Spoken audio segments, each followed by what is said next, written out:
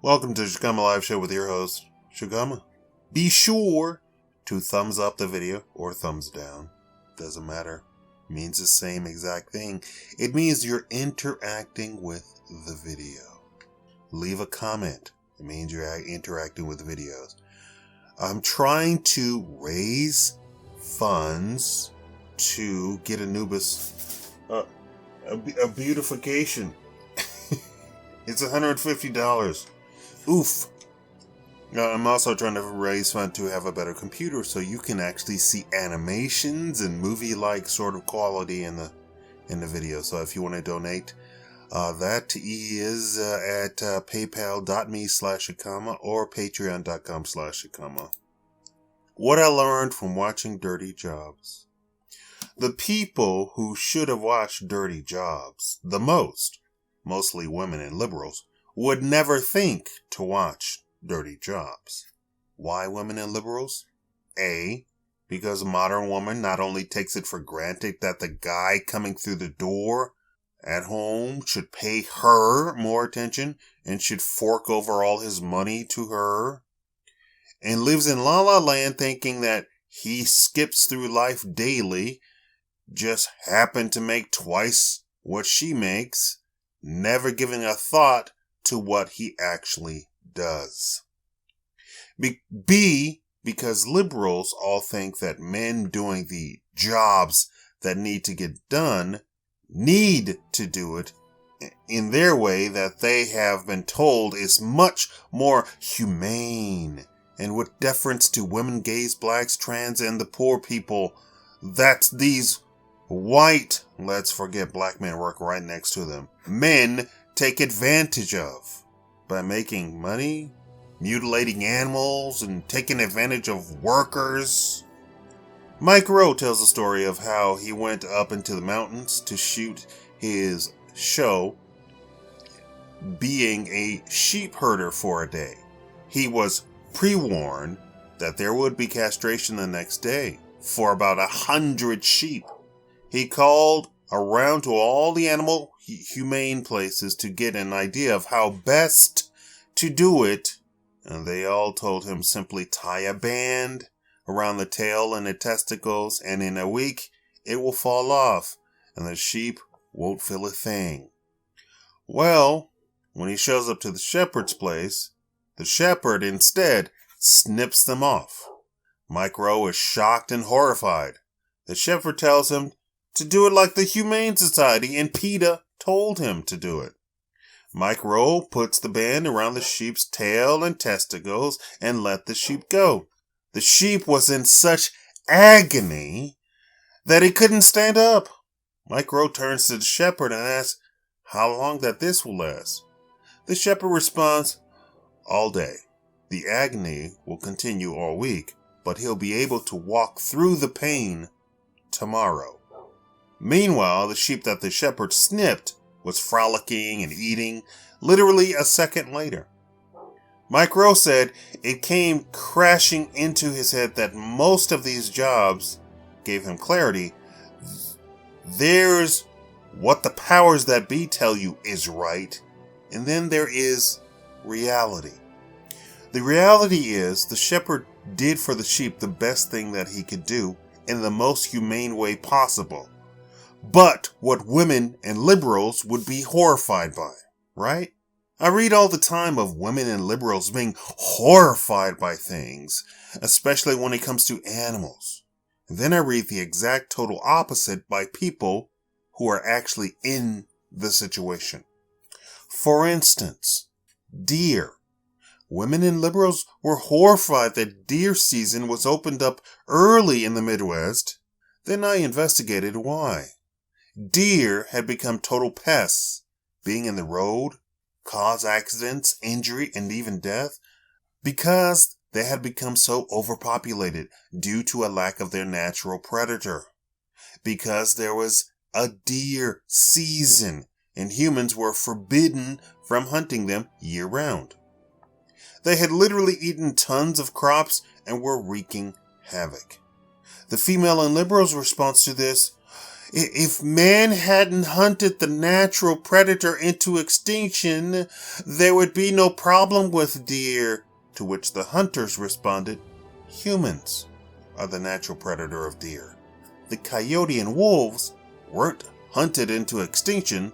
The suburbs just pushed them out of their area, where women and liberals live. The constant barrage from women and liberals continues on. Women and liberals say how something is wrong and terrible, and so is a victim. When the reality is that some things shouldn't be. They call someone a victim, and then they should be protected, when the reality is there's mental disorder that should be treated, not put on a pedestal and given into the hallucinations. That's the exact opposite of what you should do when somebody is mentally unstable. You do not give into their instability and say what they believe is real is real. No, you have to present to them, this is reality, and go get some treatment from an actual professional. The natural order of man, even when untrained, and society at large, even when untrained, is to be able to pick out something that isn't the norm. But women and liberals try instead to coddle the abnormal and protect it from ridicule, when the truth is, the abnormal needs to be treated, or something else is causing the abnormality. For instance, I can speak on this because I'm in the group. There is almost a permanent black underclass. There is about 1% of the total black population that is now in a rut, cannot get out of that rut. But women and liberals claim they are victims. Now keep in mind that there is the other 99% of blacks who rise and fall and get back up. They reach all the way into billionaire status and the height of power in the USA, namely the President of the United States. Yes, I'm talking about Barack Obama. He was black, right? But to women and liberals, they are protected class. When what they really are concentrating is that 1% black underclass. What's the reality, though? With that 1% black underclass, almost 100%, they are the descendants of single mothers caused by the liberal attacks on the black family to remove the father from the home. Facts. That's 100% facts right there. And before you think 1% is a tiny fraction, remember 1% of 15 million people is a heck of a lot of people. Think about this. Only 2% to 70% of blacks people marry outside of their race. But it looks like it's everywhere. It's so much so that black women are in total rebellion against black men getting married to women outside of their race, thinking it's too much. They have all sorts of quotes like, every time a black man makes money, he marries outside of his race. Every time? Every time? No, it's that they are presented with evidence of tons of black men marrying outside of the race. It's only 2 to 7%, honey. It's not the other 98% of black men who actually marry black women. That's not what you're presented with. You're presented with it's only that black people are shown that they should be divested of marrying each other. It's categorical in Hollywood, categorically in the media, categorical in advertisement. If you see a black man, more than likely he's going to be presented with dating or being married to somebody else other than a black woman. Apparently this is to destroy the black family and to destroy the black community, because you can't have black on black love, right? Gotta have black on black crime, not black on black love. Now think on this. Of the descendants of single mothers, it isn't always the case that they fall into the 1% permanent black underclass. But if they are generational single mother descendants, that means single grandmother, single mother, single mother child, it's almost permanent. And this is something that just popped up from the 60s. So the Gen Z blacks, who aren't actually Gen Z, but, the only generations that they actually count are the white people. The Gen Z blacks who have an unbroken line of single mothers are dramatically going to be in that 1% permanent black underclass. There is a strong chance that they are part of that 1% black underclass. But women and liberals point to them as if they are the 99% of blacks.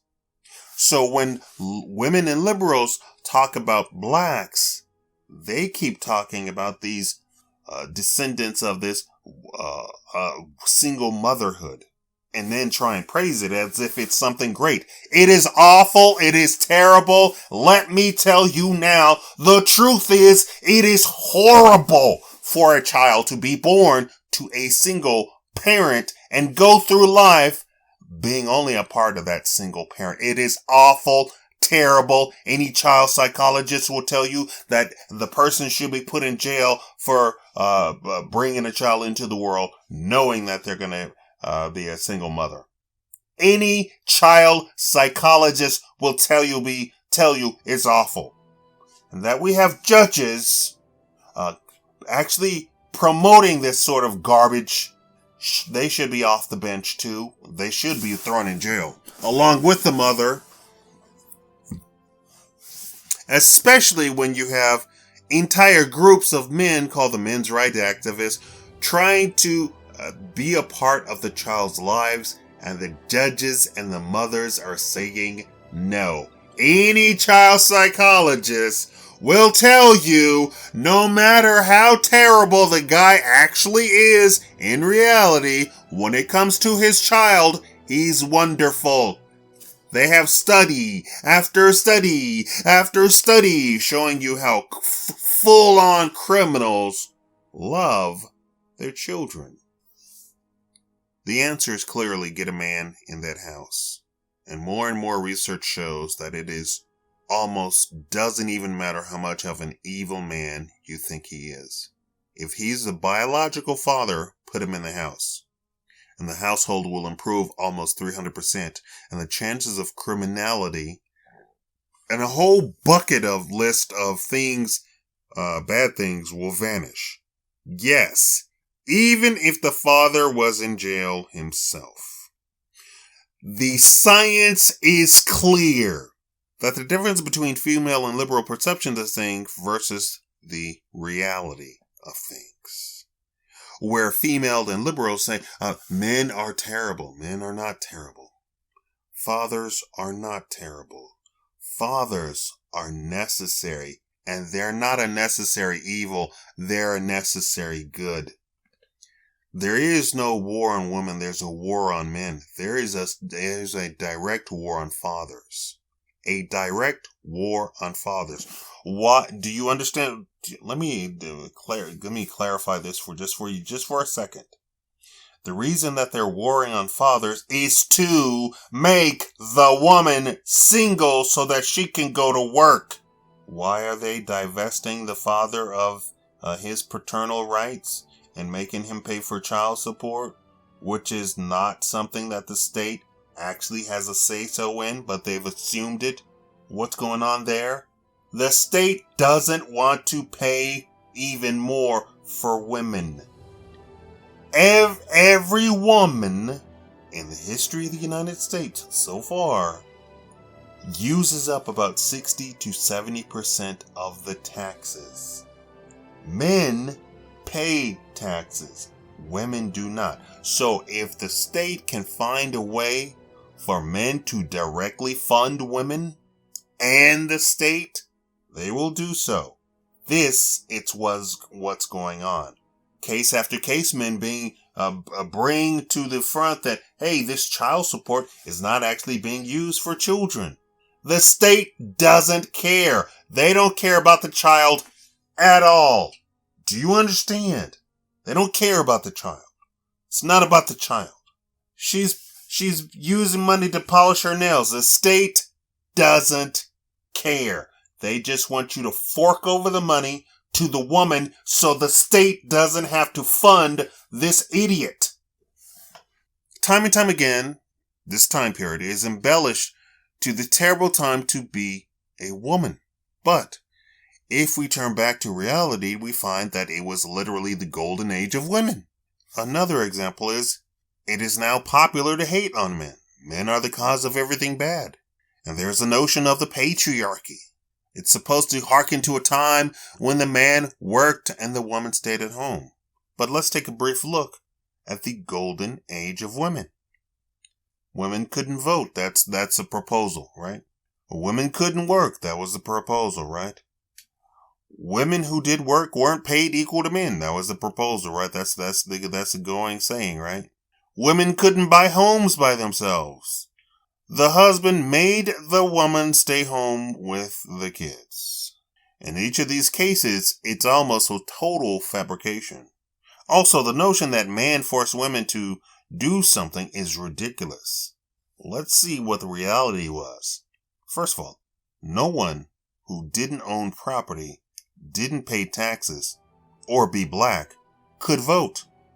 Women couldn't work because 90% of the women were in the home, and women weren't used to the tough work men did, and gave a substandard performance on the job, and businesses aren't in the business to babysit people. They're there to make money. Do you understand what I'm saying? The woman went to go apply for a job. She worked for a day. The company fired her because they said, hey, you're not doing the work. We can hire a man who can work circles around you. Why? Not because he's a man, but because you are lazy, slovenly. You're terrible at the job. It happens. If you're bad at a job, you're bad at a job. Just because you're a woman and bad at a job doesn't make you special. Next, women weren't paid equal to men because they did nowhere near the work that men did and were part-time most of the time, which hasn't changed to this very day. Women didn't work as hard or have as rough of a job as men, and even when they had a short work day and a short work week. They were very temporary and very part-time. That has not changed. If you ask 1,000 women what's most important to them, they will say family and home. The science is clear. Next, women couldn't buy houses by themselves because mostly they didn't have money. And if you sold a house to a woman on loan, she more than likely defaulted on the loan. Banks have no interest in lending to risky buyers, especially back in those days when banks were actually way more strict about their business. We went through this last major crash, but because of that, we want to take a guess at who the major lendees in that last worldwide housing crash was? Women. The husband didn't force women to stay at home, and definitely not to stay home with the kids. It was a different era where a woman was very proud to make a happy home and raise her children into fine children, good for society, polite, with manners, and good upbringing. Today, being a mother is almost a 4-letter word, and loving your kids is frowned upon.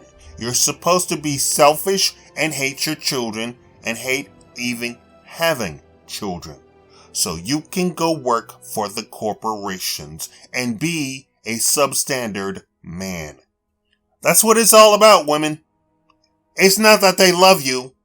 They just want you to dilute the labor pool so they don't have to pay men what they're worth.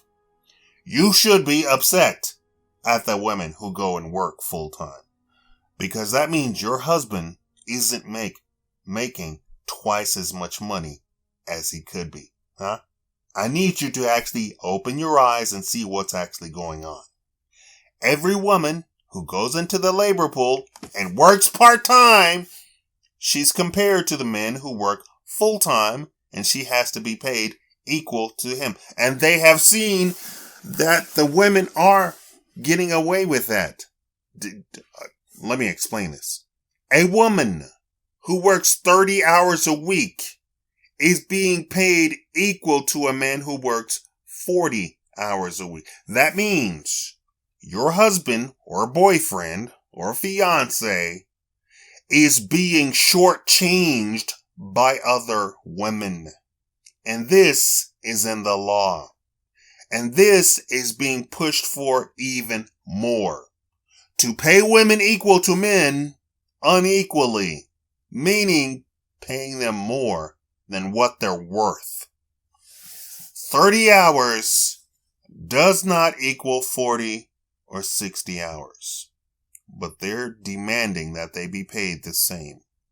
I hate to be the bearer of bad news, but every single instance here has a backlash. Women are quitting work, staying at home with their kids, and downsizing their home to survive in one-on-one income. Oh, you heard from the Federal Reserve that women were working the most, more than ever? Nope. That's by federal records, which ignores all the unemployed adult women. Do you understand that? Do you understand that the federal records actually has data to show you every single unemployed person in the United States? And they ignore something like 60% of that data and then report the data that they like and saying that, we only have 3% unemployed people. I'm not saying that the president does this. I'm telling you, this is what the Federal Reserve and the feds report. All of those agencies, aka the deep state, this is what they report. They report to the president the data. He doesn't go out and look at the data. It still stands that the 1980s was the highest employment rate of women since the 60s, when women actually started to work. Unfortunately now, women have to work because they're not fit material for marriage. I'm sad to say that the selfish attitude towards kids is also selfish towards men. No one, and I mean no one, wants to be around someone selfish. Least of all, men. That's paying for the pleasure of your company. Which is the whole thing about who should pay on the first date. The whole idea was that you didn't make money, so he had to pay for the date. Now you make money. In some cases, you make more than he does. So you should be paying for the date. Do you understand where this all comes from?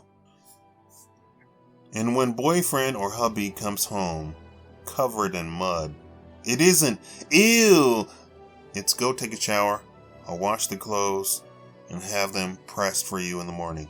But modern women complain. He always comes home stinking and dirty. Call work.